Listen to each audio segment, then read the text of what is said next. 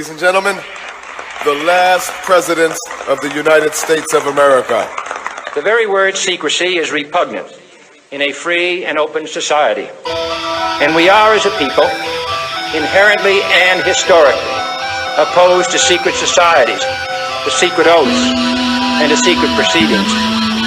We decided long ago that the dangers of excessive and unwarranted concealment of pertinent facts far outweighed the dangers which are cited to justify it. For we are opposed around the world by a monolithic and ruthless conspiracy that relies primarily on covert means for expanding its sphere of influence.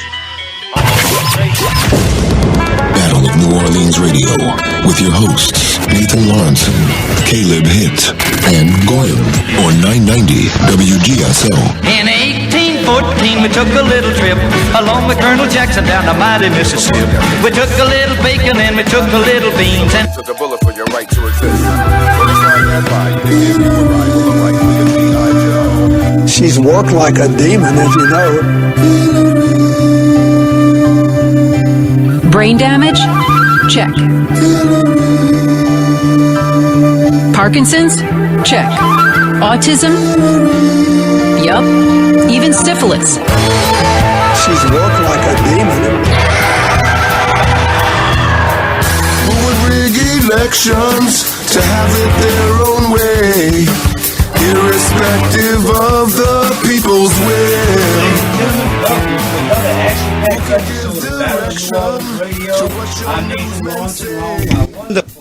The host Goyam, how you doing, brother? Yeah, we're here, man. Goyam's in the house. Caleb's in the house. Caleb's in the house?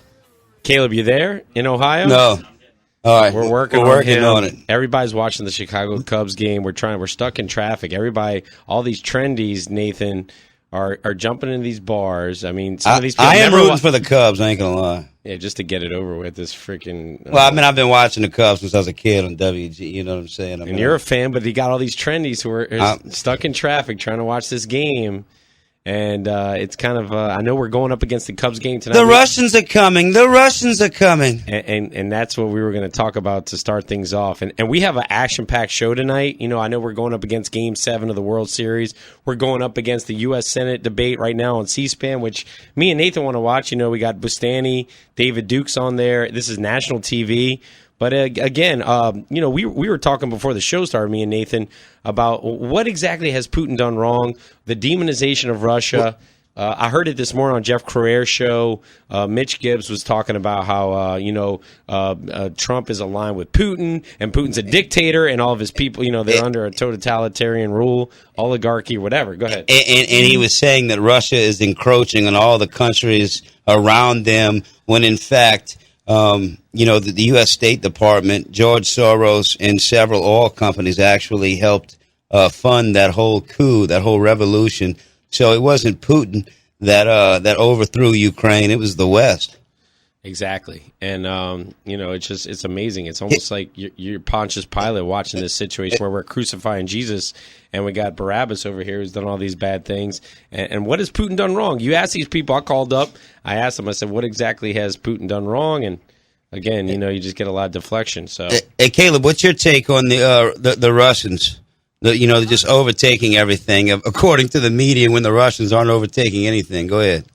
Well, the FBI already just came out, and this was in the New York Times, said that they've been doing an investigation with Trump to find any possible connections with the Russian government and Donald Trump. They couldn't find any. So basically, Hillary Clinton has a tinfoil hat on her head. So, anytime something is not going her way or something doesn't make sense for her, she always just says, well, it's the Russians are after me. Or she always points to Donald Trump's and Russians collusion together. And according to the FBI, there is none. Well, and also what it was that British ambassador, I believe it was, came out and said he knew for a fact that it was actual U.S. intelligence operatives that are actually leaking the emails to WikiLeaks. It's actual forces inside our own government. Go ahead. William Binney's been saying the same thing for 6 months. Right. The former NSA whistleblower, obviously, we've had him on our show multiple times. Dr. Steve Pachinik, he finally showed his face on camera for the first time. He was on Alex Jones He has come out and speaking on behalf of the intelligence community has basically stated that there is a soft coup occurring within the intelligence community to I'm trying to find the right words here. Basically, they're basically running their soft coup through Julian Assange and WikiLeaks. That's where all these leaks are coming from. It's from our U.S. intelligence community, not Russia. All right. We've been saying it on this show for at least a year now that, Russia is they've locked down their borders. They're showing strong nationalism. Right. Putin's very pro-Christian. Yeah, some people will say, well, he's only promoting the Orthodox Church over there, all the Protestant churches that, that they're not allowed to practice. But regardless if that's true or not true, Putin is at least pro-Christian, pro-nationalist, self-preservation. So, we know if you're a self-preservationist, you're a number one target against the New World Order. You have to have open borders. And on a side note, I just got a text message from Phil the Patriot at the pizza parlor, and he said that we're not going to say which one. We're not going to say which one he works at, but he says he's going to come meet me and Nathan at Was he working or eating? He's working and eating and taking orders and taking topping orders. He was doing all of it as he talked and texted me. And he said that he is going to be at the Liberty Monument tonight with me and Nathan. We're going to go clean the monuments up tonight. Now, we talked about it. We called up Jeff about this. This is a side note, a local situation that we're constantly dealing with, the defacing of these monuments, take them down, NOLA. And what the weird thing is, Nathan and Caleb, is I hope this is not tied to anonymous, Nathan, but I saw no DAPL at the top in graffiti, and they're tying. I don't know. That has something to do with the South Dakota pipeline, but I mean, all this group, this anonymous group, is being kind of called, in my opinion, possibly for this revolution. And just like Nathan experienced, he wore an anonymous shirt at the Trump rally about 8 months ago, and this communist little girl came up to him and asked if he wanted to join the Communist Party. So, I mean, the anonymous group has its good factions and its bad factions, and I have a sense that the graffiti on this one with the no DAPL tag up there might have something to do with that. But again, we're going to be cleaning up the monument tonight as everybody's busy with the Cubs game, everybody's busy with the debate. Again, tune in to C-SPAN, have us tuned up on your radio, turn down your TV, watch the Louisiana Senate debate, again, it's a word on the street.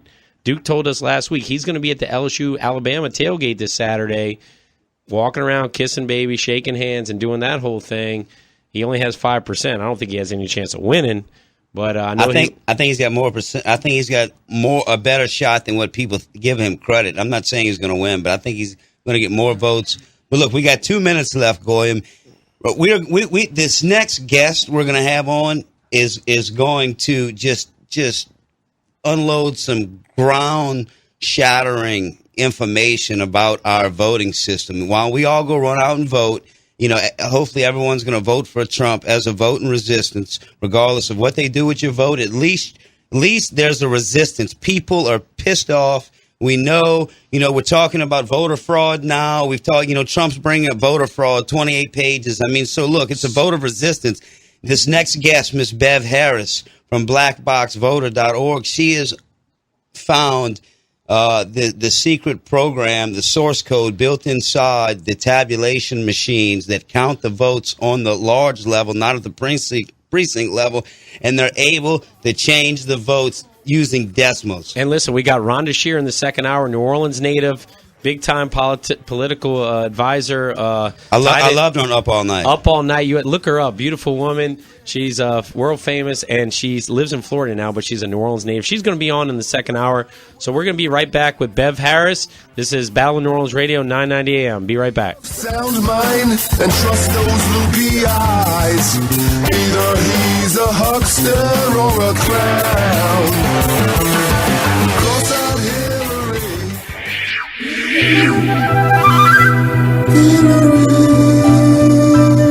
She's worked like a demon, if you know. Brain damage? Check. Parkinson's? Check. Autism? syphilis. She's worked like a demon. Who would rig elections to have it their own way? Ladies and gentlemen, we're back. You're listening to Battle of New Orleans Radio. That was our good friend, Mr. Payday Monsanto's new song, Cross-Eyed Hillary. And you can find that on our Facebook page, Battle NOLA Radio's Facebook page, or go to Payday Monsanto's YouTube channel. It's a pretty funny song. But anyway, look, Gordon, we have a fantastic guest on. We have Miss Bev Harris of blackboxvoting.org. She has just released this groundbreaking information on how they're actually rigging the elections on a large scale. So I thought it was very, I've been listening to Miss Harris for about 10 years doing interviews. So when I heard her interview a couple of days ago on Alex Jones' show, it had my mouth just wide open. Mm-hmm. So, I said, man, we need to try to get Miss Harris on. So, Miss Harris, we really appreciate you coming on the Battle of New Orleans tonight. And, that information that you presented on the Alex Jones show the other day was just unbelievable. And your video, Fraction Magic, is just amazing. So how you doing tonight? Well, good. It's really an honor to be here. Oh, well, glad to have you. Thank you, Miss Harris. Yeah. I've been following you for a while now, for about 10 years, and you've really been at the forefront of the voter fraud. Dealing with the voting machines. You've been right there on the ground level for years now. So, can you please explain, to the listeners, the average listener, right, what's going on with this new revelation? In layman's terms. Yeah, I mean, it is so hard to do that video because it's like, oh my God, it deals with math. Fraction magic. Fraction magic. But here, in a nutshell, it's like this. The guy who unraveled all this has a background in finance and politics and database, those three things. Mm-hmm. And he realized with his political background that you cannot tamper with elections in a broad-based, successful way that won't get caught unless you do it a certain way. Because, there's different precincts that have different demographics. Like in Memphis, where he's based, there's kind of a central area which is black Democrats and then sort of a peripheral area which is white Republicans. And you can't just flip that because it's going to look ridiculous if all the white Republicans vote for a black man and right. all the Democrats vote for a white Republican. So you have to do something that more closely mimics reality. And so when he figured out what would need to be done in the design to do that, he realized that the one thing he needed was access to decimals. And he explains all that in the video of why. It's kind of complicated and confusing to me, but it's true. I did, verify. So what he did then was look inside the actual voting system and was shocked to find that they had changed the settings nationwide so that it counts all the votes as decimals. Because it was the exact piece that he needed in order to create a tampering system that would mimic the demographics of the different precincts. And that's really important. People who aren't in politics don't realize that they know, the political operatives, they know how things are likely to sort of be predictable to go.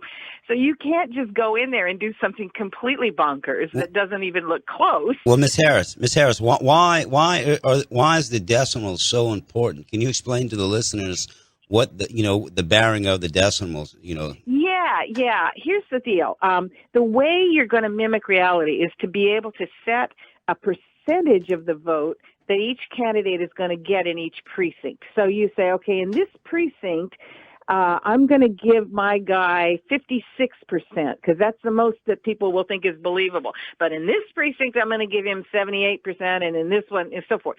Now, if you have 100 votes, you don't know how many voters are going to show up, right? No way to know that.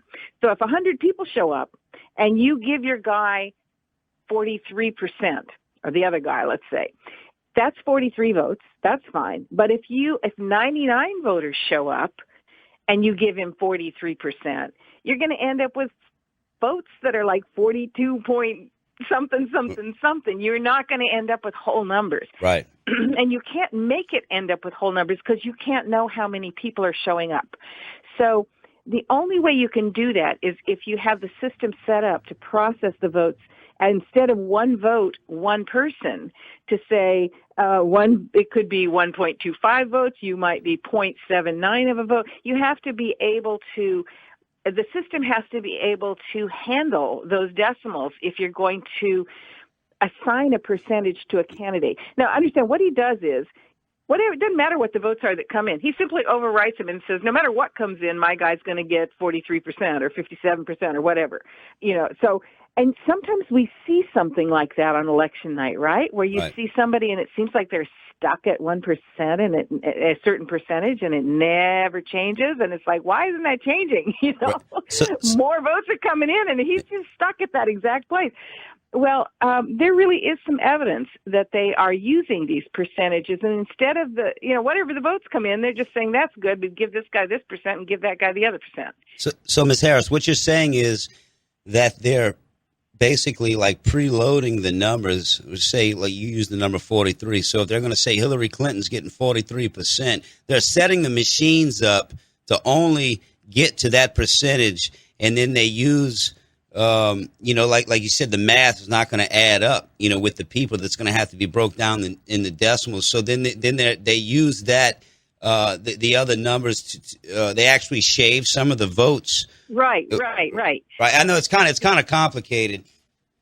But it's kind of, but if you think about it, it's like you're just basically saying in advance that I want this person to get this percentage of the votes, because I don't know how many voters are going to show up, but the books have to balance, right? Right. So if 100 voters show up and I'm going to give this person 43%, the other person's going to get the remainder, whether 57%. It doesn't matter what the votes are. It's going to be at that level. And you can set it precinct by precinct. And so he first determined that was the design requirement that would be necessary. And then he was shocked to find out that the pieces to achieve that are built into the system. That's really shocking. And not just that, but that the system was actually changed. It used to actually count every vote as a whole number, as one vote is one person. And then some programmers went in and they changed the settings and said, now we would like to count votes as decimals. And we were able to trace that back. And the programmers admitted in emails, leaked emails, kind of like WikiLeaks, only before their time. Right. They admitted that they did it in order to weight races, weight, W-E-I-G-H-T, in order to be able, and they defined that. And they said, weighting a race is allowing not all votes to count equally. Some can count as more than one, and some can count as less than one. Wow. So they knew what they were doing, and we traced it further. The guy who was supervising it when they put it in had been earlier convicted and gone to jail on computer crimes. Wow. What's that gentleman's name? His name is Jeffrey Dean, and we can prove it. I mean, it's through court testimony. I found a lawsuit. This guy, what an idiot. He didn't pay one of his programmers his bonus, and so the programmer sued him. And so there's this sort of obscure lawsuit, and I got the testimony for it. It's 900 pages of testimony, and they're all telling what each other did. So it's no question that he did it. And Mr. Dean was connected to Whitewater, correct? Yeah, he was connected to Watergate. I mean, actually. I say Whitewater, excuse me. I meant Watergate, excuse me. He was younger, but when he was working for Bud Crow, who was the head of the White House plumbers unit, and then that Bud Crow, I don't know if he went to prison. He lost his law license and stuff, and he came back into the workforce and employed this Jeffrey Dean guy.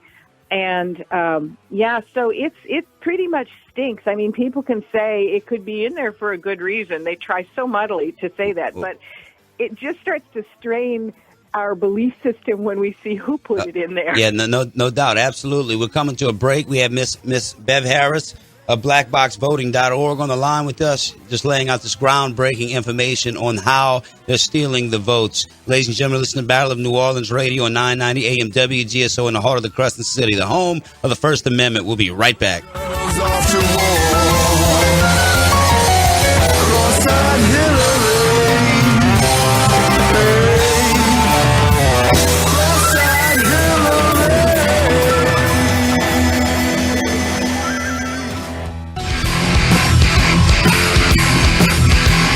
All right, we're back. Battle of New Orleans Radio. We got Bev Harris on the first hour. Rhonda Shear is going to be on in the second hour. Bev, are you there? Yes, I am. All right, question. I was watching your interview on Alex Jones. Clarify this to our listeners and myself and to Nathan and Caleb. You know, you were saying that Hillary is going to win the election, whether she wins the election. That was a great one-liner. Whether she wins the popular vote or not. Clarify that. Obviously, is pretty straightforward, but obviously, not even just popular vote. I mean, it's my opinion, my humble opinion, but that whether or not she does win the votes, she'll win the votes. Let's put it that way.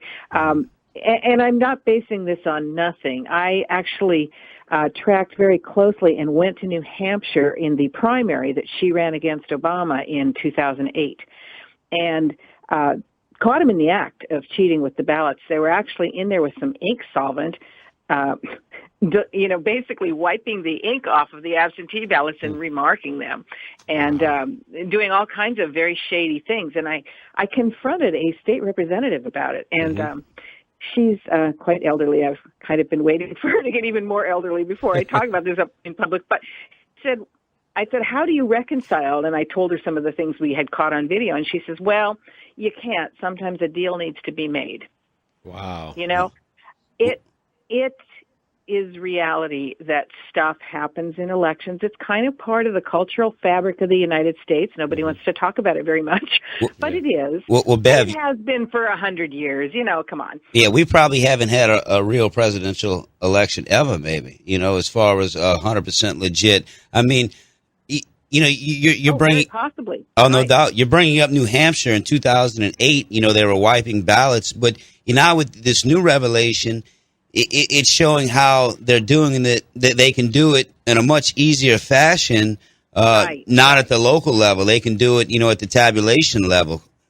Right. And, one of the things that we learned as we were really going back into why and who is doing this and so forth. And, this feature that we found, the fractional feature, is different than some sort of bug or glitch. It's something that was put in there on purpose. And it looks like it may have been put in there for the purpose of selling elections. But now local elections is what I think it was for, because you have one presidential election every 4 years. That's not very much repeat purchases. Right. You have 100,000 local elections every single year, and there's tremendous incentives to tamper with some of those results because they control hundreds of billions of dollars in contract allocations.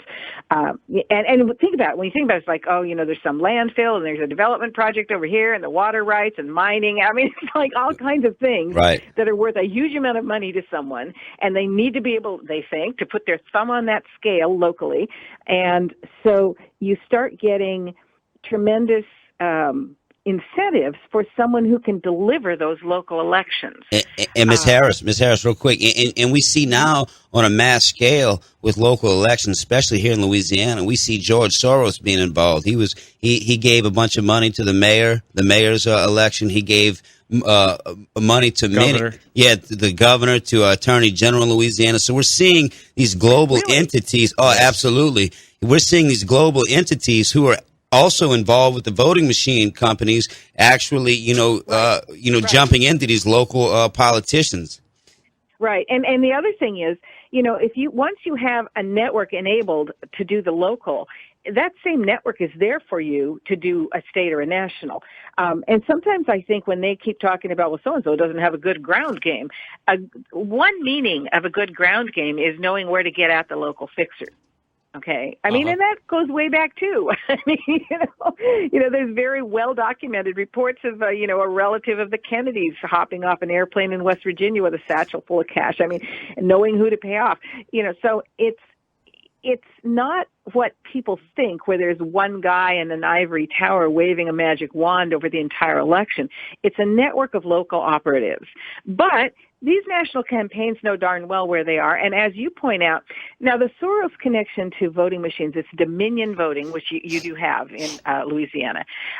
It's kind of 2 arms lengths away, a couple buffers in between him and it. But that's kind of typical too. In 2012, there's 3 big voting machine companies. What about Smartmatic? It's actually, I think you have the image cast right now. It's not actually called Smart. Maybe it's the same model as Smartmatic that's used in Latin America, but I think they call it the Sequoia image, or no, the Dominion image cast in there. But at any rate, yeah, and so these voting machine companies, only 3 of them, and they're tied to some very powerful characters. In 2012, Mitt Romney, through a couple of arm's lengths, again, a couple of buffers, bought one of the major voting machine companies called Hart Civic. And one of the other the one that counts 60% of the votes, a company called ES&S, it's one of its big stockholders and its former CEO turned out to be the Secretary of Defense, Chuck Hagel. Oh, so, wow. I mean, it's really kind of creepy that these big guys, why would they be interested in buying voting machine companies? They Right. only sell something for the lowest bid once every 15 years. I mean, it's not like it's a big lucrative deal. Right. Well, Ms. Harris, what's my question here? Okay, how many of the machines are using this decimal system now? In how many states? Good question. I'm glad you asked. Okay, let's start it. We could prove it in the old debug stuff, which is now being run by a combination of Dominion and ES&S. How strange is that? But recently, in the state of Illinois, an activist with Defend the Vote named Sharon Maroney walked right up to the Dominion head technical guy and asked him point blank, do you fractionalize the count in all of your Dominion image? And he said, yes. And she said, why? And he said, well, for marketing purposes. You know, what does that have to do with anything? Selling, but yeah. And then the Illinois Board of Elections confirmed that ES&S does it too. So it looks like right now about 99% of the systems fractionalize the count. Wow. So that means just about all the systems can be rigged then in every state. Wow, that is incredible. People need to really understand what they're hearing at this point. You know, we only got a couple minutes left with you, Ms. Harris, and I wonder, what can we do? What are the solutions? How do we counterbalance this? I'm glad you asked. And I just put an article up. It's the newest article on blackboxvoting.org, kind of explaining it more. You know, in Louisiana, every one of these image cast, these new Dominion image cast voting machines, takes a picture of every ballot. How cool is that? You know what? That's an electronic file that is subject to freedom of information and public records. If people take advantage of going in with a thumb drive, a little USB stick the day after the election and say, I want all of those ballot images, all those pictures of every ballot. We could do our own recount of any race we want with 100% of the ballots. So that's one step that is very feasible. It's also very interesting to see what they do when you ask for that. A gentleman in Arizona has already done that, and they got a little panicky and immediately told him, well, we destroy those every day. Hey, Bev, real quick. We Caleb Hitt in Ohio, our national reporter there, has a question from the Daily Resistance. Go ahead, Caleb. You have a question for Bev Harris? Oh, hi, Bev. Are you aware of any, do you think this fraction magic had anything to do with the seemingly contested 2000 election between George Bush and Al Gore? Another good question. They didn't have it in place then, and they had to use a very clumsy method whereby they just took off minus 16,000 votes, and it got caught. And the very next year, they put the fractional counts in there. Wow, what a coincidence. Oh yeah. I mean, I think they realized, look, we need something. We can't do these big, clumsy, stupid methods. We have to do something more elegant. Wow. So let's try to. We got 2 minutes left with Ms. Harris, and let's try to crystallize what you're saying here, Ms. Harris. So, since 2001, they've been using this decimal system, and it's a source code that is built inside the machines. It's not on accident, and the tabulation machines that count the vote on a local level are able to use the decimals and then shave decimals off each vote that they want, and then they can use that and give it to whichever candidate that they have set or programmed into the machines. That's right, exactly. Yeah. I mean, it's actually a fairly simple concept. It just uses numbers, and so we all get a little bit cross-eyed over it. But it's definitely, you got it exactly Cross-eyed right. Hillary. That's what it does. Fraction magic. Yeah, I mean, everybody just needs to go watch your video, and that's why I put it on our Facebook page. I mean, go check out Fraction Magic. It's confusing, I guess, on purpose, right, Viv? They want to keep us It's so confused. simple, it's confusing. Oh, yeah. Anything you make complicated, then it kind of pulls the wool over people's eyes, and that goes for the financial systems and other things. They're like, make it complicated, and you can be corrupt. They're like, I'm tired. I want to go watch the Cubs game. That's all. That's all they care about tonight. Well, Miss, go do that. Yeah, that's what they want of us. That's what. Well, Miss Harris, we really appreciate your time. I know you're very, very busy at this point, and maybe we'll get you back on after the elections to see how everything went, man. And God bless, and just thank you for your tireless and forever work there. Appreciate you. Well, thank you so much for having me. God bless. Everybody check out her site, blackboxvoting.org, and please go watch her video, Fraction Magic. It's got at least 50 or 60,000 more views since this morning. And look, turn off your Cubs game. We're going to have Rhonda Shear on at 8 o'clock. She's going to be a great second guest. Battle of New Orleans Radio, 990 AM. We'll be right back. It's getting stronger. We must not prune the tree of evil any longer.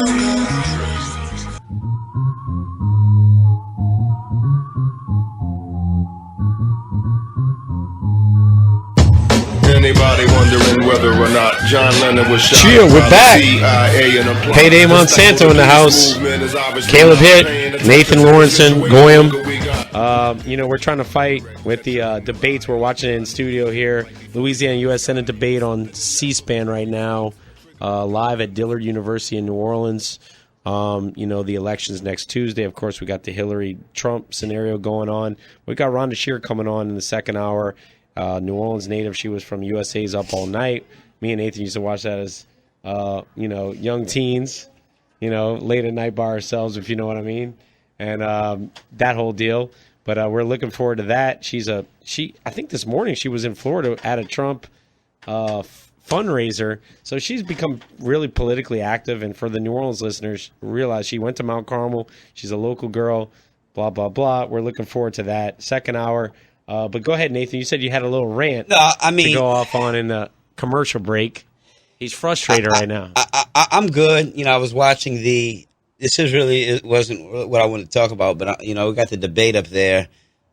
David Duke was talking about the international banks. He was saying, basically, he said that the people that control the banks and the media were all tribesmen. Tribal. Yeah, he said they're tribal. A hidden reference to the Cleveland Indians tonight.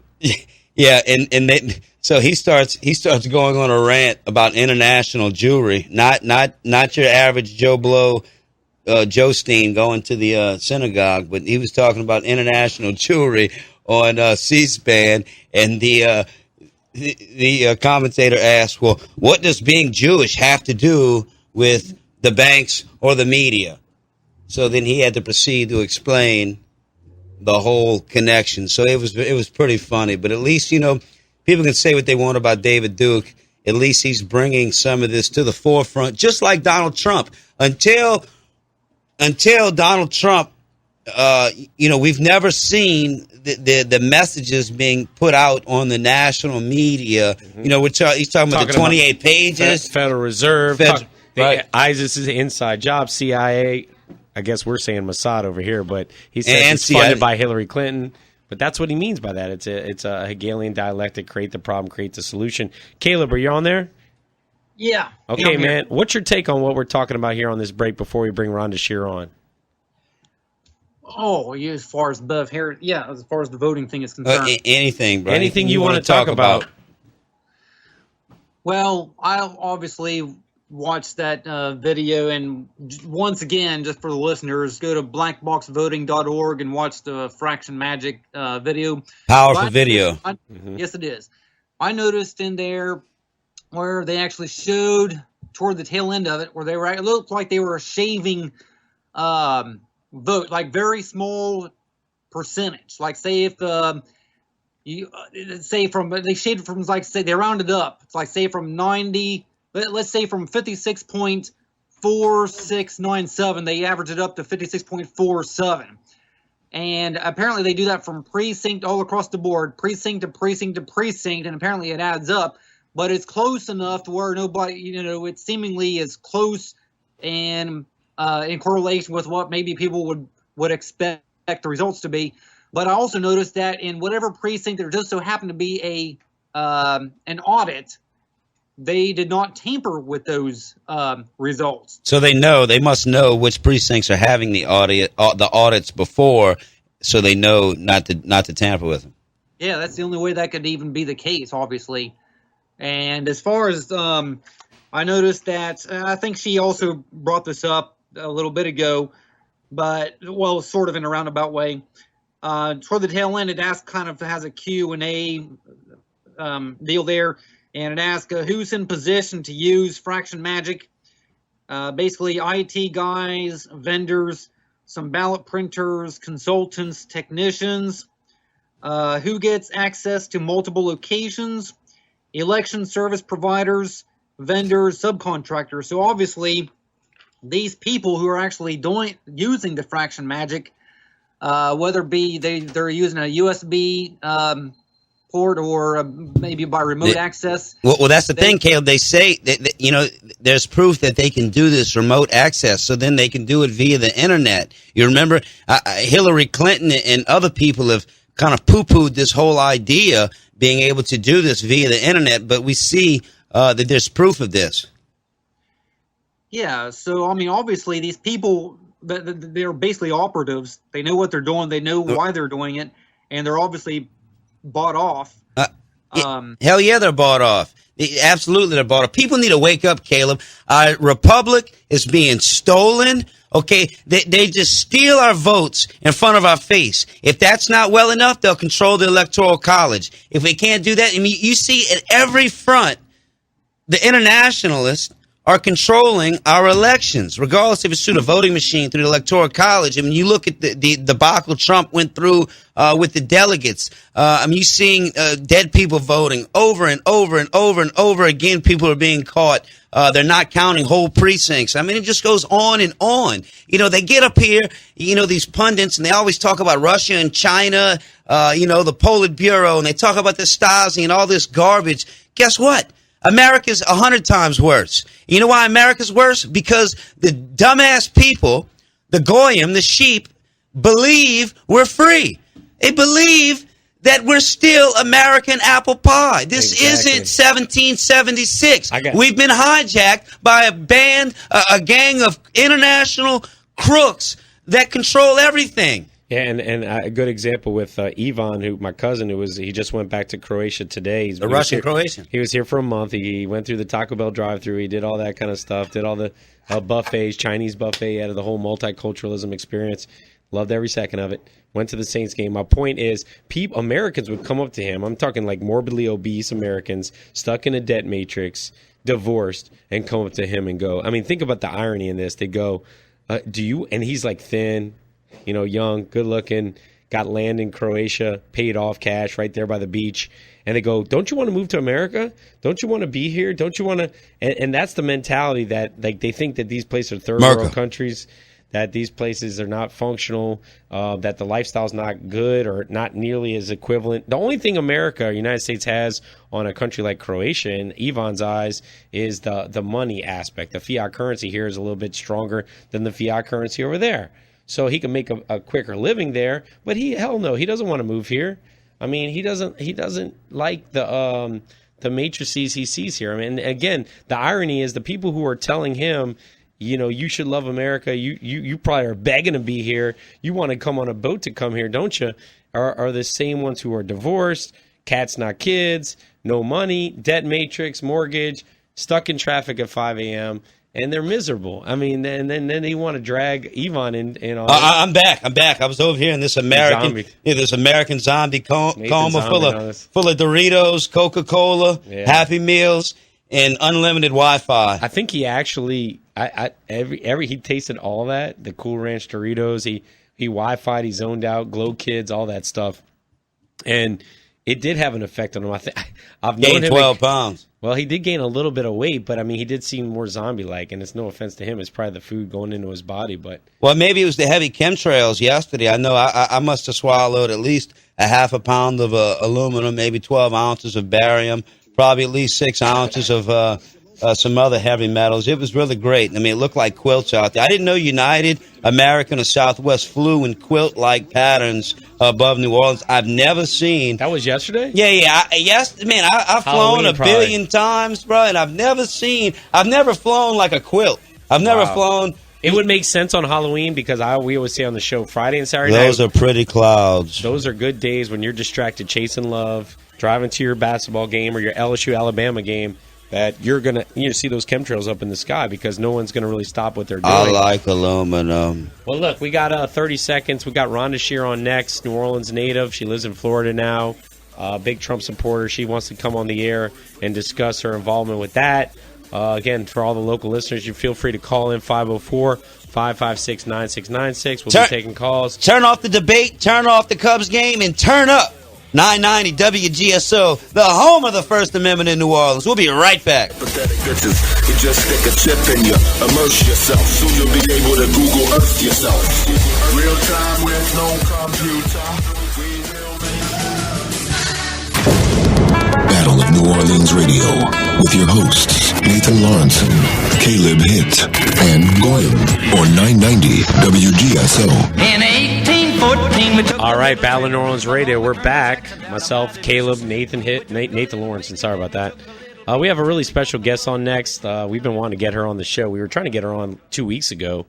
She was really busy. She's been highly involved in the Trump fundraiser, the Trump campaign, the Trump train, whatever you want to call it. She's a New Orleans native. You might know her from her stints on USA Up All Night, Happy Days, Married with Children. She, again, is a New Orleans native, and if anyone wants to call in, they can call in and ask I her. loved Up All Night. Yeah, Up All Night was a great show. I loved it. And we'd stay up all night to enjoy that as young men, like a lot of Americans would do. And anyways, Rhonda, if you're there, we're really pleased to have you on the show. We want to hear your... Thank you. And listen, we want to hear your take. I know you were saying today you were in Florida there, or somewhere with the Trump campaign, and just Miami. And fill our listeners in on what's going on right now, what you're feeling, what you're seeing from him. We were exchanging some messages. You were saying he was a little bit down in Orlando, but now you're seeing a reinvigorated Trump. What are you seeing in the camp? Yeah. Well, I saw him in Orlando. I wouldn't say he was down. I think he's really tired. I mean, like today, I'm exhausted. I drove to Miami last night and drove back after the lunch. I mean, it's after the breakfast. So that was over about 11, and then he proceeded to do 3 more rallies. So I'm exhausted just from driving. I can't even imagine. And he spoke, and he was in the best mood. But when I saw him in Orlando, it was the same thing. It was a fundraiser. It was a dinner fundraiser. So he had done 3 other rallies. So, I've been on the Trump train since the primaries. I mean, way in the beginning, and kind of started in my neighborhood with neighbors just talking. Most of my neighborhood is really for Trump, pro-Trump. Wow. So it's just and I live in St. Petersburg, Florida. Now. Wow, I didn't expect that in Florida. Wow. Well, it was really interesting. I was a Democratic girl from New Orleans and ran for office long before you guys were probably born for Register of Conveyances, and almost won back then. And so, that was my roots, and I always loved politics. And by the way, a lot of your listeners may even remember me from the Shape Spot commercial, which even goes back, or my Miss Louisiana days. Yeah, we saw that on there. Oh, yeah, we saw that on your bio there. And actually, our young producer was pulled some pictures up of you and was like, whoa, we got to get her in studio. But go ahead, continue. But anyway, so I started, and quite frankly, I reached out, not fundraising before, being on the other side, running for office. I'd never fundraised, and I really wanted to fundraise, and I really wanted to get Mr. Trump to the house, to my home. And it started, and it was looking good, but you had to raise a certain amount to get him here. And then we were going through hurricane season. You guys got a lot of the same weather that we did. So a lot of things just fell through. Then late August, I was approved and had raised enough money to get Governor Pence to my home. So that was a really successful event, almost hurt by a storm that we got kind of the end of that. Hurricane Matthew. Yes. But anyway, he was amazing. His wife was amazing. I mean, it was just kind of an amazing thing to watch how it even goes down when you have an event in your home and you have the Secret Service and the front people and 3 days of this going on. And this was for Governor Pence. then after that, I wanted to. I kept wanting to get to really meet or re-meet. I had met Mr. Trump in the '90s in New York, but then I what they call bundling, when you bundle a bunch of donors and you bring in so much money. I bundled an event, got a busload of people, and we took them to Orlando. Okay. And that was where I saw him, and that was in late September. And then today. So today was really interesting because it's the last on-ground fundraiser. I mean, yes, the funds, they want the funds to continue to roll in to the last minute, literally to the day of. I mean, just because they're doing this last-minute push, so of course it's never too late. They made $7 million online yesterday, which is pretty amazing. So people are like really pushing through. But this was the last donor. This is the last push, and that's why even though you're tired, you're on the air with us, and we appreciate that. I know. I'm still so pumped. I'm so pumped. So I brought in a couple of donors, and they were, like larger donors. It was really exciting. It was a really exciting group because there was only 30 people there in total. And so we really got to, instead of him making a speech like he does at most of these events, he literally just sat and had breakfast and talked. It was a large ballroom, but it was, just a small group of people. Yeah. And spoke. So he was, they were talking, Reince Priebus was there, and they were talking about the numbers are so much better than what people think. Their intel is so much different that the media is so off that he's carrying Texas right now, even doing well in states like Connecticut, that have never been red. So really exciting to hear. He was so pumped. He was just a different, I just felt like, he knew something like that we didn't know. But they shared a lot of that. They shared that they had made their ground funds. A lot of people, the one question that people ask me since I've been fundraising is, well, doesn't he paid for his whole campaign. He paid for the primaries, but no one could pay for, look at the Clintons. They're very wealthy. But, you can't pay for what it costs to put on a presidential campaign. It's just, exactly. The media alone, everything eats up so much money. So it's been exciting for me to watch this. And also I've been on Nightline on a segment or two cool. for Women for Trump, and they just asked me to cover on election night for them in New York City. So I'm really excited about that. Well, that's really exciting. Here, Rhonda, this is Nathan Lawrence in here. I have... Hey, Nathan. Yes, ma'am. It's nice to be talking with you. Here. I live uptown. And probably have more Hillary supporters uptown than probably the whole state of Louisiana. I see your little H's all over the place uptown. It's pretty disgusting. HRC, yeah. And we talk a lot about it. Have you ever talked to? Talked to any of those people? Confronted them? Like Jehovah's Witness, you mean? I could confront them. Have you taken Trump in your heart? Have you taken Trump in your heart? Have you? Believe me, I know what you guys are talking about. My brother, Mel, who lives in New Orleans, my whole family lives there. Okay. We literally defriended each other and blocked each other on Facebook. That's how bad he is. And that's how far he is far to the left. I'm not. I'm moderate. He is far. He's out. He's so far. He's almost in a circle. Wow. So they're like, please explain to me. You're not the same person we grew up with. I don't understand it. It's like crazy. So, and then I have friends from LA because I lived in LA for 27 years.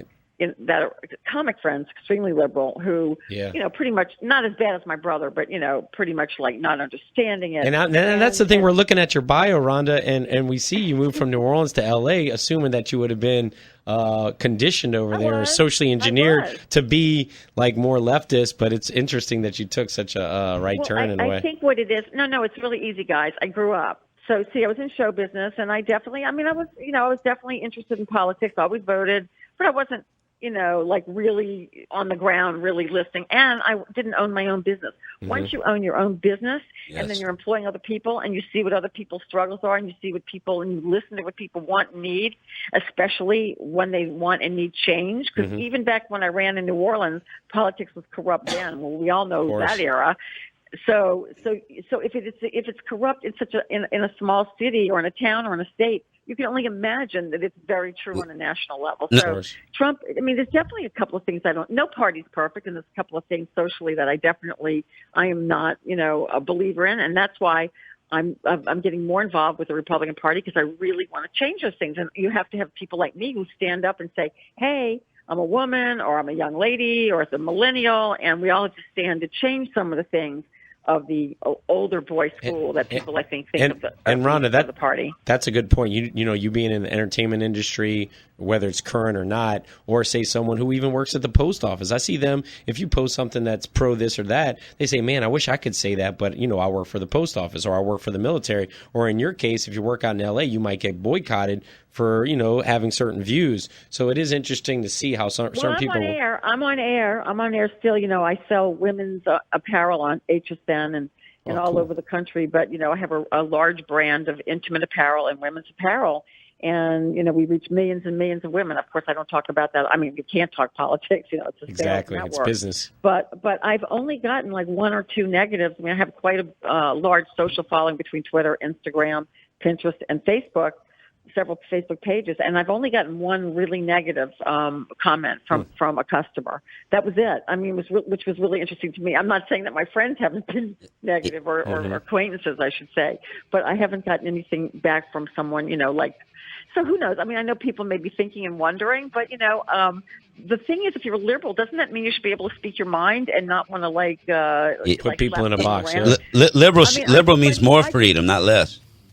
I think it means the opposite now. So I went to a Trump rally here in... Hey, hold that thought, Ron. Hold that thought. We're coming to a break. Ladies and gentlemen, you listen to Battle of New Orleans Radio. If you want to speak to Rhonda, call up 504-556-9696. A lot of people are watching the Cubs game right now, Rhonda. But again, we're excited to have you on the show. YouTube uploads, go to our page. A lot of people are going to see this. Battle of New Orleans Radio, call in, talk to Rhonda Shear, 990 AM. We'll be right back.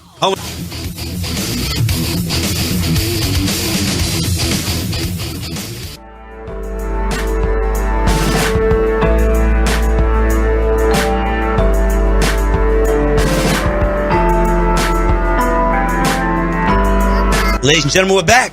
You're listening to Battle of New Orleans Radio right here on 990 AM WGSO in the heart of the Crescent City. We are the home of the First Amendment. This is the only station that will allow us to broadcast. You will not hear this information from the corporate whore-controlled stations down the street. So please support WGSO at 990 and please support us. We have Miss Rhonda Shear on the line with us, New Orleans native, actress, activist, big Trump supporter. Ron, I want to ask you, look, before we had you on, we had Miss Bev Harris on from blackboxvoting.org. And she just laid out this new revelation about fraction magic, about how they're able to steal the votes on the tabulation level. They're able to use decimals to actually steal votes and put them to whatever candidate they like. So what is your take on, Trump bringing out this information and bringing out the questions about voter fraud? And now we see a lot of evidence on how they're, committing this voter fraud. What is your take on that? And how do we counteract, the theft?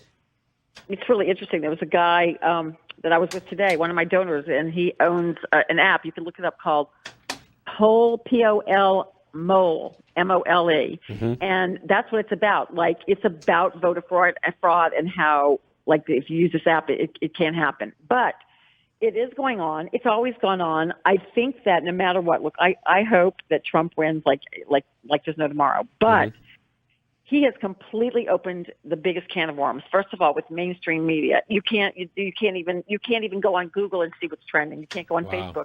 It is completely blocked what's really truly trending. Everything is smoke and mirrors. You have no idea what to believe. I do believe there's voter fraud. That's why Trump has been saying in the states where you can re-vote, there are a few states where, I think Louisiana is one of them, where you can vote if you turn in your absentee ballot, you can get it back, and then you can vote up to election day. I think Louisiana's one of those states 3 more times.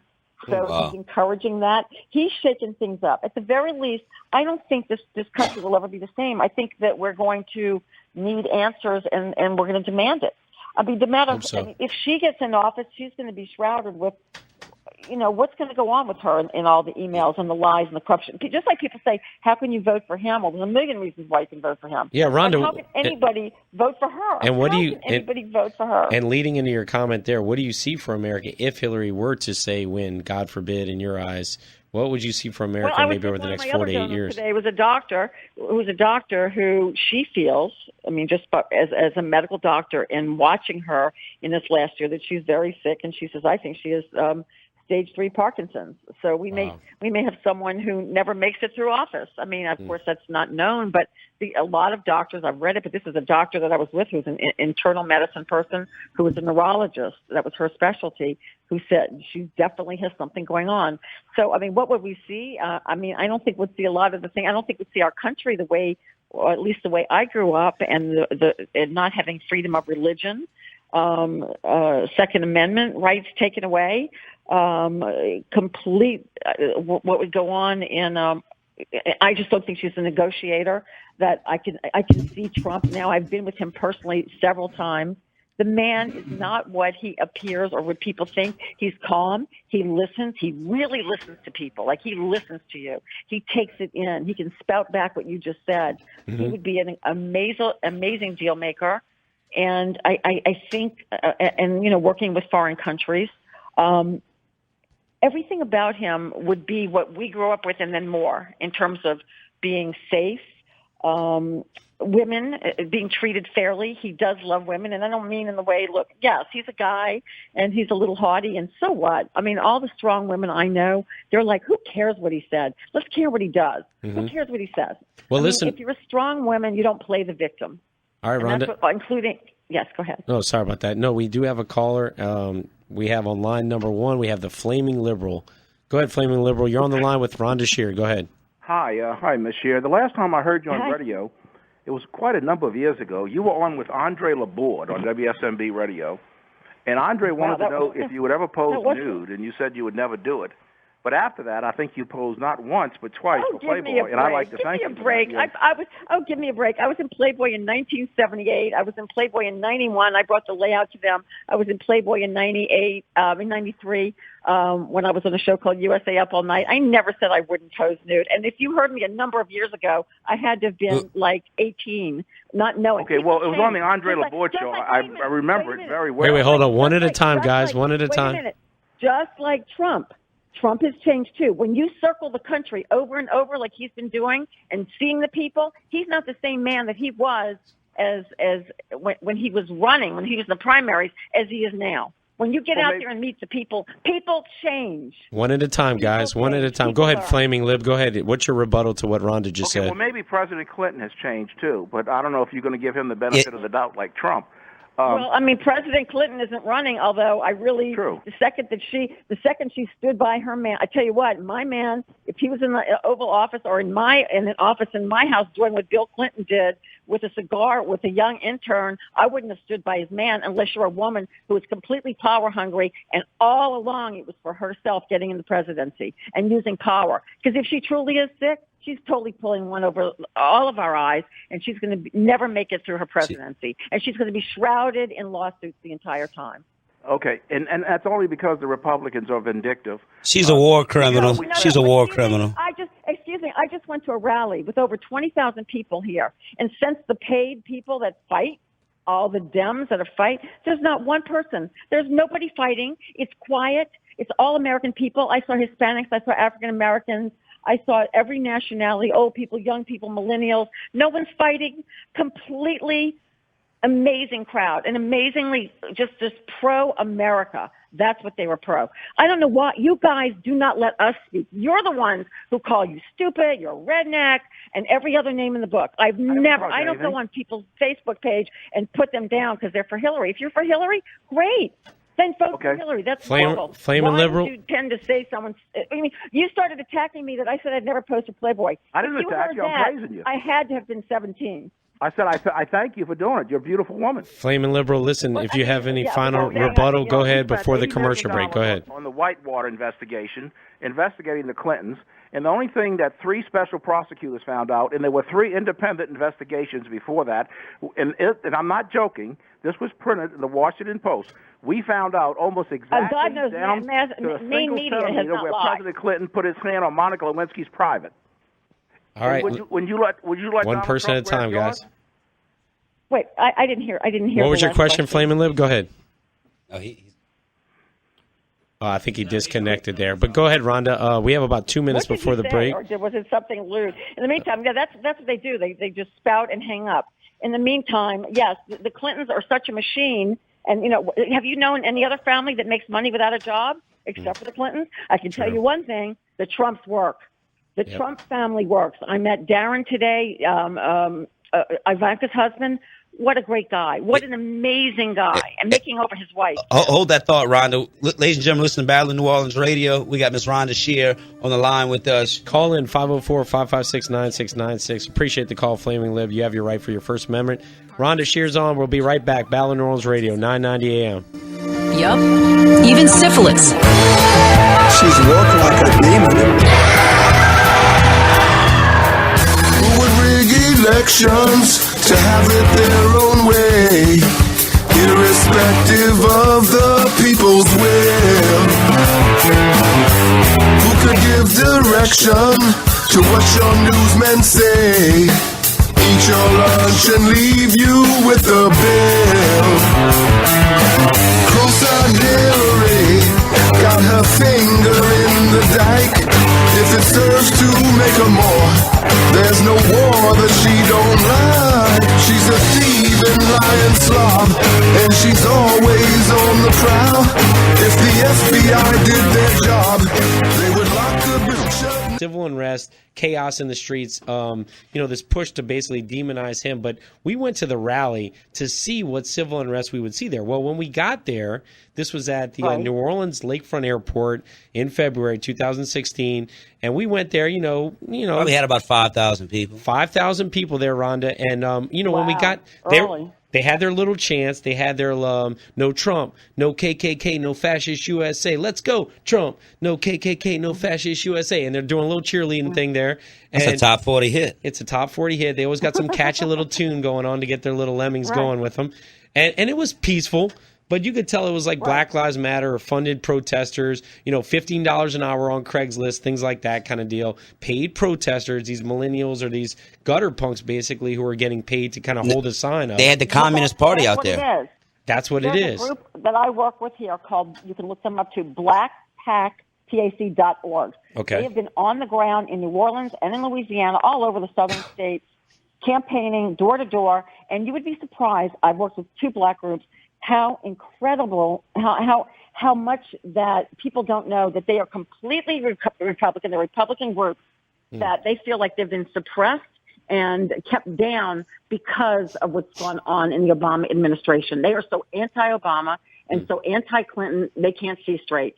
And they are literally, and I was told by my friend George Farrell, who's president of blackpack.org, look it up, that absolutely, in New Orleans, there's way more African Americans for Trump, but probably are afraid to speak out as well. The people that you're seeing at these rallies, again, are getting paid. They're not going to vote anyway. They can't vote, and they're, when you get to a different place, when you get to a different education level, and you speak to someone like George Farrell, he'll tell you the only way to move forward and to get out of these neighborhoods and to rise up education-wise is with a Trump, not with a Clinton that's going to keep it the same way. And Rhonda, the same way. And look, Trump's talking about something like the Federal Reserve and the central banks, and we agree this is a bipartisan issue because whites or blacks in America are dealing with a currency that's constantly losing its value. It's a fiat currency backed by nothing, and it is a bipartisan issue that they need to realize because we're both going to work, we're both trying to survive, we're humans, we're trying to get ahead, and these are bipartisan issues that need to be confronted,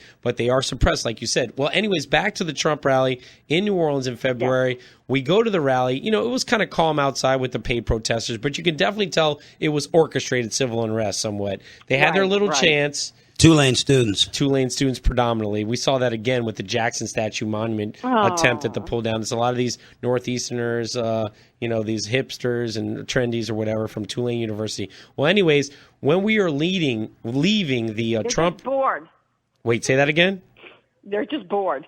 I guess. They need something to do. What was weird, though, Rhonda, the main rabble-rouser, or I think it was a Tulane University student, a little female, this kind of radical feminist chick, she was at the Jackson Statue Monument. She confronted us. That's a side story. But when we were leaving the Trump rally, it was dark. People are just trying to peacefully go to their vehicles, and they were way more aggressive. They were getting in your face. They're saying, you're a racist. They had signs that said Trump is the next Fuhrer.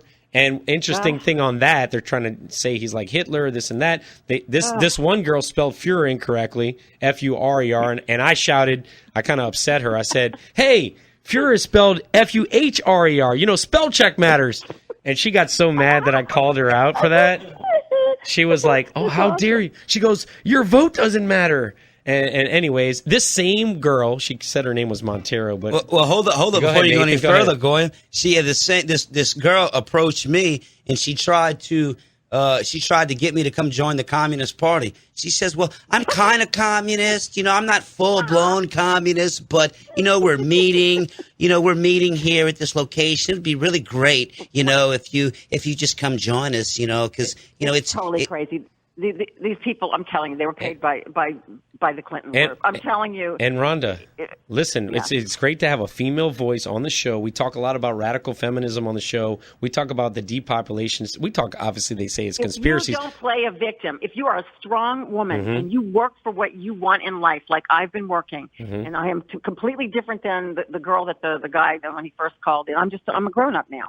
I mean, I manufacture hundreds and hundreds, not millions of items that are sold. I can't manufacture in this country. I would love to. There isn't one factory that's set up to be able to manufacture. Wow. So for me, the business part of it is vital, and making good trade deals so that we can get. Do you realize how many jobs that would open up? But see, and Rhonda, you're a successful woman, and we talked a lot about this about wealthy people in America. It's like, well, it's not my problem. I got my money. What's good about you is you have success, but you're looking at the big picture still and realizing, hey, there is a big picture. Years ago, I reunited with my junior high school sweetheart that I met in New Orleans. We had nothing, and we started from ground zero. I was coming out of L.A., he was coming out of Lafayette. We started with nothing, and we worked our butts off. That's how you become successful. Wow, that's awesome. That is the kind. Trump, you know what I saw him do when he left the hotel today? It was at the Doral. He literally turned to the front desk and said, how's everything going? Is your manager okay? How are you guys doing? He talks to all the help. Everyone. He wants to know what's going on. Well, he is this is what we need for this country. And Rhonda, we got a call coming in shortly, but back to what Nathan was saying. These girls, maybe they're from broken homes. You got this debt matrix, you got the divorce matrix. So many families have been broken up the last sorry about that little mishap in studio. We had basically these young girls, they're from broken homes, maybe they're misdirected. They're coming up to Nathan, they're saying, join the Communist Party. They're these millennial hipster types, and they don't really have any direction. They don't have any money. They're disenfranchised. So, of course, they're going to go into that communist matrix in America now that they're pushing for. That's really sad. And this radical feminism where you see a family like Trump, successful, married, kids, unified family. They're so amazing. They're so amazing. I mean, you'd have to meet them. I mean, this is a family that I've now gotten to know. Not all of them. And listen, and Melania, I don't know much about her if I'm even pronouncing her name right, but my father's from former Yugoslavia, from Croatia, and I know she's Slovenian. So those are quality people, and they have old school roots. I know this for a fact. Not all of them, but they have an old style, a Balkan style. She's an architecture major. Very intelligent, His very daughter intelligent people. Does all of everything for the hotels. These people are intellectual, but they are also hard workers, and he didn't let his kids get away. If you can't mess up kids, you really can't. I mean, you can't mess up kids. Exactly. He, mess up. He did a good job pulling them off for sure. Well, listen. And he cares about people. Go ahead, guys. I know you're we got line number one. We got a call in. Phil, go ahead. You're on the line with Rhonda Shear. Hey, it's a great pleasure and a great blessing to be on the air with y'all tonight. But I've got some real powerful suggestions that, it won't save America, save the whole world. But these are common sense things that anybody can do.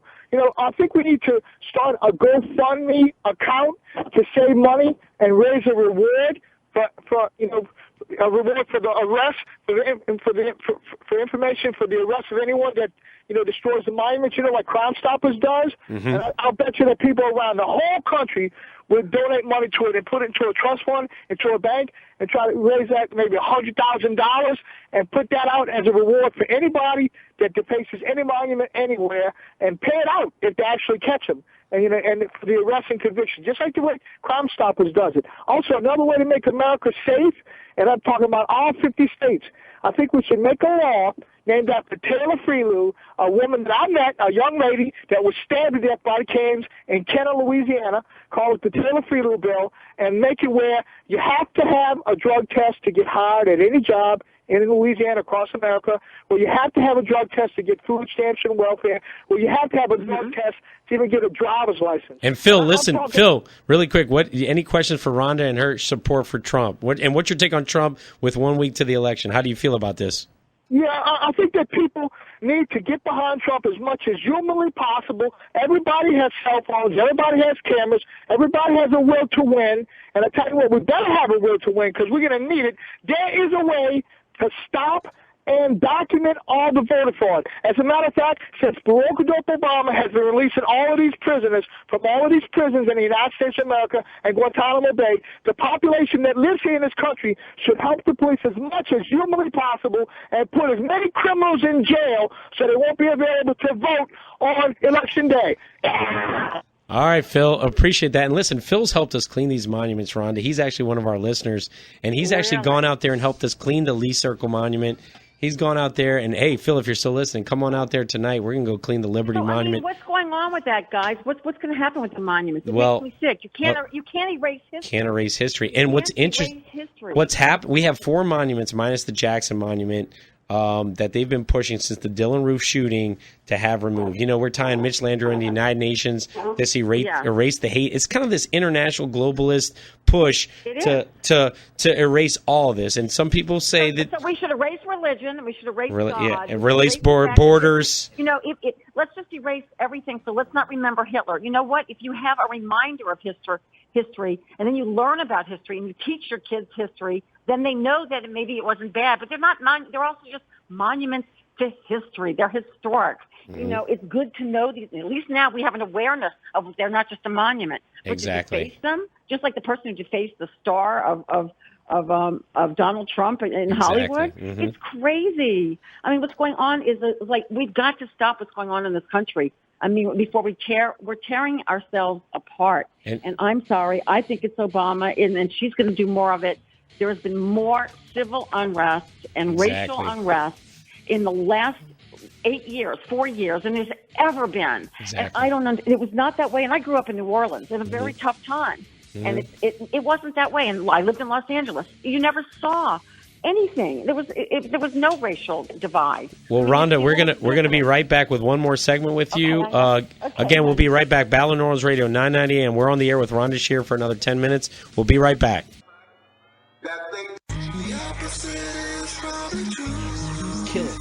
Ladies and gentlemen, we're back. You're listening to Battle of New Orleans Radio. We had Miss Rhonda Shear on the line with us, mega Trump supporter, big Trump donor.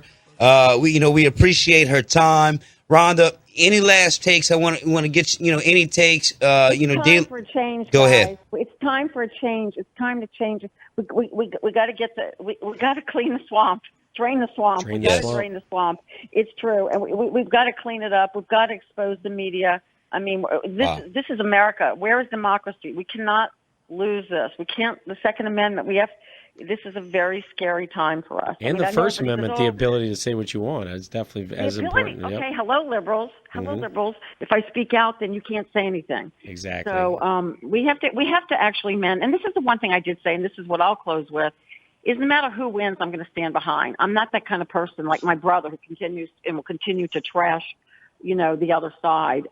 If Hillary Clinton wins, I'm going to stand behind her. She's going to be my president. I'm an American first, and that's the most important thing. And I hope the best for her. I really do if she wins. But the moment there's still 6 more days, we can make a difference. We can still get out there and vote and do what we need to do and get the word out for Trump because I want to get back to what I grew up with, and I want to be able to and never have anybody sit for the Star Spangled Banner or not say "In God We Trust." I just want the things that we grew up with, and I want safety for my grandchildren, my stepchildren, and for all my friends. I want to feel safe again. All right, Rhonda. And I want police respected. Exactly. They are amazing. So that's my take. It's just common sense stuff. That's all. Well, listen. Don't vote on one issue. Look at all the issues. Yeah, wear red if you're voting for Trump. It seems to be to make sure these Soros voting machines work and we stay on top of that. But again, any last plugs you want to give to any websites or any clothing lines or whatever? You go for it. You can go to RhondaShear.com. You can follow me on Facebook. You can have your words with me. I don't care. I'm all good. She's not scared. Right now, I'm not scared. I'm not scared of any ghosts. And I'm completely pro-Trump. I'm very excited, and it's a very exciting year. And if you got to know him or just as a little, I put my heart into working for him. It was no different than what I did with my own company. I wanted to raise funds, and I just did it. So put your money where your mouth is. Yep. And it's even just my money. I bundled, and I went to friends. Your heart and soul. Money, Exactly. Yeah, that's what it's about. It's door to door. So we got 6 days. We got 6 days. Countdown is on. Rhonda Shear, again, we appreciate. I will be covering for Nightline on election night. I don't know if it'll run on election night or that next Monday, but I will be working for Nightline at the party in New York City for Trump. So I'm very excited. Awesome. Okay, well, listeners, check out Rhonda Shear, all the projects she's working on. Rhonda Shear, again, we appreciate you coming on our show. Thank you, guys. Thank you so much. By the way, I can be funny. Let's do a funny show. We'll do we're going to get you on the show after Trump wins. How's that? Okay, I'll come to New Orleans. I want to come into the studio. Come into the studio. You're always welcome. Listen, we would love that. My gumbo's better than any gumbo. I'll bring you some gumbo. Listen, our young producer saw you and was like, who's this girl? We got to get her in the studio. He's excited about that idea. Like that. So we like it too. Thanks again, Rhonda. Appreciate it. Thank you, guys. Thank you. Talk to you later. Soon. Bye-bye. All right. Happy election. Bye-bye. Thank you. All right. That was Rhonda Shear. USA Up All Night. It was a lifelong dream of ours to have her on. We wanted to have her on 2 weeks ago, Nathan, Caleb. And it was great to have her on. I know, again, we're competing with the Cubs game tonight, but for our listeners at home or in their car, we're glad you tuned in. We just got 6 days to the election, guys. So what are you guys seeing? I'm going to say this, and I'm going to get Caleb. It's Trump or nothing. We get more Hillary. We get Hillary. It's going to be more wars, more Federal Reserve, more GMOs, more geoengineering, more war in Iran, more everything. I mean, it's going to be terrible. Let's get Caleb. Caleb, what's your take on everything going on right now? 6 days out. What we got from you? Well, I think there's a very important article that Wayne Madsen wrote, who of course is on our show, and it's on that the WayneMadsenReport.com. If you scroll down to his October 31st posting, it's called "The Clinton Email Investigation in Non-Hysterical Terms." Just in a brief nutshell, there are multiple FBI investigations of Hillary Clinton. You can find more details in his article, not just about Anthony Weiner's sexting, but also Huma Abedin's emails and perjury, the Clinton Foundation and Teneo. You said Weiner. All right. So, Beavis and Butthead. Hillary, she would rather focus everybody's attentions on Weiner's Peter pictures. Weiner's Peter pictures. Ain't that a tongue twister? Peter Piper picked a peck of Weiner Peter pictures. She's using this as a smokescreen to cover up her foreign donations through the Clinton Foundation, the NEO, which is the Manhattan-based hedge fund that Huma Abedin was a part of while also employed through the State Department. There's also an FBI investigating her weapon smuggling to terrorists in Syria and Libya.